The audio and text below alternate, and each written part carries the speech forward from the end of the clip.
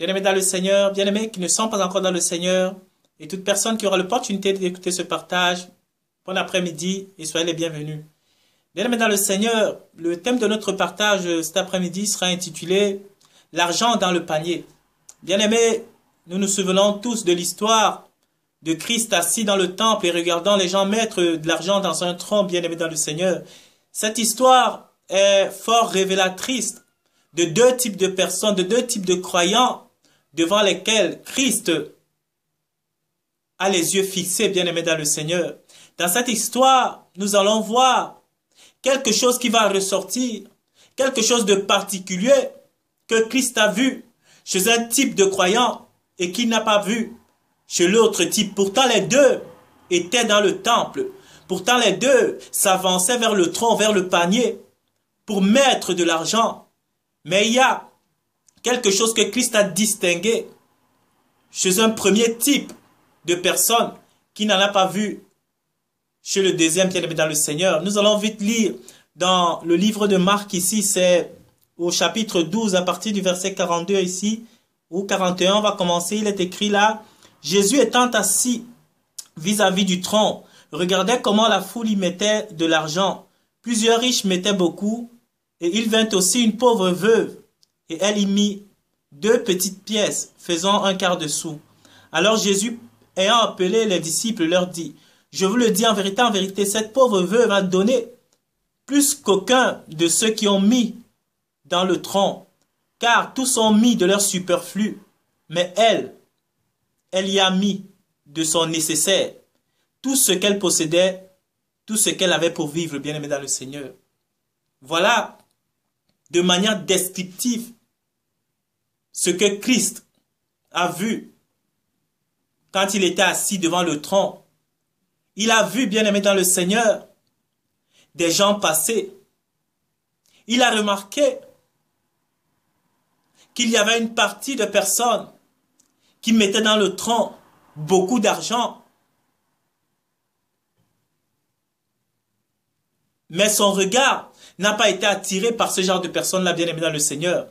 Il a été par contre frappé par une pauvre femme, une pauvre veuve qui est venue, qui n'a mis que 2 sous, bien-aimé dans le Seigneur. Et quand la foule s'est retirée, quand ces 2 types de personnes sont rentrés s'asseoir, Christ a appelé ses disciples, c'est-à-dire ceux qui étaient proches de lui, ceux qui se souciaient de son enseignement, ceux qui voulaient comprendre les mystères profonds, les mystères cachés des choses. Il les a appelés, il a dit, regardez,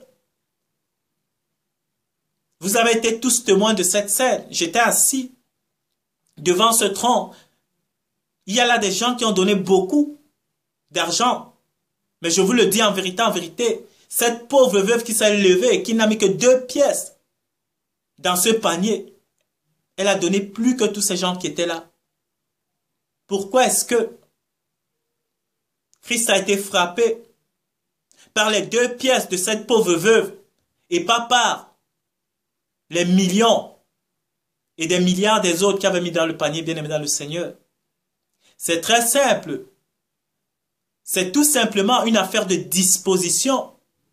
C'est tout simplement une affaire de don de soi, bien-aimé dans le Seigneur. La Bible dit que cette pauvre veuve a donné tout ce qu'elle avait pour vivre.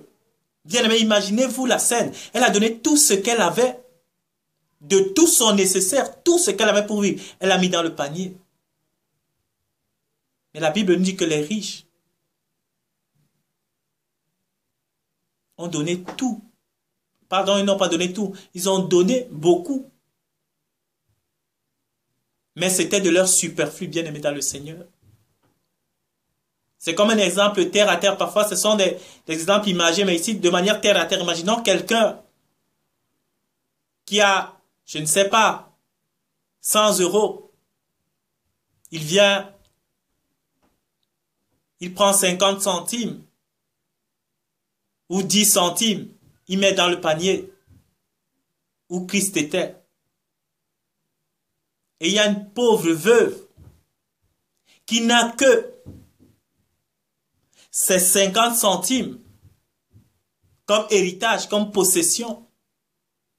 elle prend ces 50 centimes-là, ou elle prend 40 centimes de ces 50 centimes, elle les met dans le panier, bien aimé dans le Seigneur. C'est ce qui se passait. Les autres avaient 100 euros, ils ont mis 50 centimes. Et l'autre, la femme, la veuve, elle n'avait que ses 50 centimes. Elle y a mis 40 ou 50. Bien aimé dans le Seigneur. Ici, parce qu'il faut bien le comprendre, Christ, comme je le dis toujours, ne parle jamais de choses matérielles, de choses charnelles. Christ prend comme exemple les choses de la terre, les choses que les hommes font à l'image de Dieu. Les hommes faits de la poussière de la terre. Il prend des exemples tirés de la terre pour les enseigner des choses bien aimées dans le Seigneur. Pourquoi? Parce que il prend les choses qui leur parlent. Il prend des choses palpables, visibles. Il parle de l'argent, il parle des choses du quotidien. Mais ce n'est en aucun cas de ces choses-là que Christ veut réellement parler. La nature ou l'essence qui doit sortir de ces choses est fondamentalement spirituelle. Et c'est ça, bien aimé dans le Seigneur. Donc, Christ ici, en parlant de l'argent, en parlant de ces choses, ne parle en aucun cas de l'argent matériel. Il est ici dans le domaine spirituel, bien aimé dans le Seigneur. Et dans le domaine spirituel, qu'est-ce qui se passe? Il s'agit ici, le tronc peut être représenté comme Dieu lui-même. L'argent qui est mis dans le tronc, c'est notre foi, notre adhérence, notre attachement au Seigneur. Et maintenant, le croyant est celui qui vient mettre son argent dans le tronc, bien aimé dans le Seigneur. Et ici, quand Christ ressort ces choses, quand il les revêt, il veut dire qu'il n'a les regards fixés que sur ceux-là qui donnent toute leur foi, qui donnent toute leur adhérence, qui donnent tout ce qu'ils ont pour l'avancement de son royaume, qui donnent tout ce qu'ils ont pour l'œuvre de Dieu, bien aimé dans le Seigneur. C'est de ça que nous parle cette histoire. Christ dit que ce qu'il voit en nous, c'est la force ou l'implication que nous avons à venir à lui. Que sommes-nous capables de mettre comme foi pour le royaume de Dieu? Que sommes-nous capables de donner pour l'avènement de son royaume, bien-aimé? C'est ce qu'il s'agit ici. Il y a des croyants et des chrétiens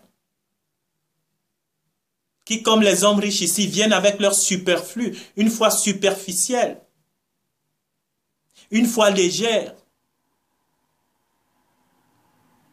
qui sont, comme dans l'histoire de Lie ici, face au prophète de Baal, disait: Israël, pourquoi cloches-tu? Marches-tu devant Christ à cloche-pied? Comme on dit souvent, un pied dedans, un pied dehors, bien-aimé. C'est de ce superflu que Christ voit aux hommes qui ont une foi d'hommes riches ici. Mais ceux qui sont pauvres dans la foi, comme cette vieille veuve, donnent tout ce qu'ils ont. C'est-à-dire leurs attachements, leurs préoccupations, leurs aspirations, tout ce qu'ils ont n'est que pour le Seigneur, bien-aimé dans le Seigneur. Et c'est ce genre de foi vers lequel Christ porte ses regards, bien-aimés.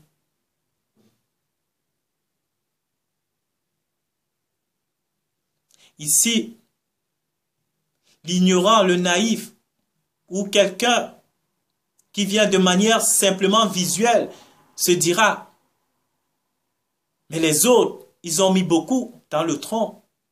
C'est eux peut-être qui ont beaucoup de foi. Non, mais Christ voit au-delà des apparences, bien-aimées. Christ sait qu'ils avaient beaucoup plus de foi à donner, mais ils n'ont donné qu'un tout petit peu de leur foi. Ils ont donné qu'un minime de leur foi. Mais la pauvre veuve a donné toute sa foi, elle a remis tout sa foi à Dieu. Et c'est ce que Christ a vu devant le trône, bien-aimé dans le Seigneur. Et il nous appelle, à nous qui sommes de sa nature, à nous qui sommes de son identité, à avoir la même attitude que cette femme bien-aimée dans le Seigneur. Elle ne s'est pas posé la question. Peut-être ça lui faisait mal. Peut-être c'était difficile pour elle. Mais elle a fait ce pas de foi parce qu'elle savait en qui elle remettait sa foi. Elle savait à qui elle s'accrochait bien-aimée dans le Seigneur. Si nous savons qui est Yeshua le Mashiach, nous savons qui est notre Père, si nous savons de qui nous tenons notre force bien-aimée dans le Seigneur, peu importe la difficulté, peu importe la douleur que nous pouvons ressentir en mettant notre foi en Christ bien-aimé dans le Seigneur, nous ne le regretterons pas. Je parle ici même de douleur, c'est un abus de langage parce que c'est comme l'enfant prodige quand il revient vers son père. Ce n'est pas une douleur, c'est juste un retour à la maison bien-aimé dans le Seigneur. Et quand tu es un homme de foi et que tu vois la chose de la sorte, ça ne peut même pas être une douleur pour toi que de t'engager pour les choses du Seigneur parce que tu vois la malédiction qui était sur toi quand tu étais dans le monde. Tu regardes la boue, la saleté, le péché qui était en toi quand tu étais dans le monde. Bien-aimé, tu te réjouis de mettre toute ta foi dans le Seigneur Jésus. C'est de ça, bien-aimé, que nous parle ici cette histoire. Donc, bien-aimé dans le Seigneur, associons notre foi, donnons tout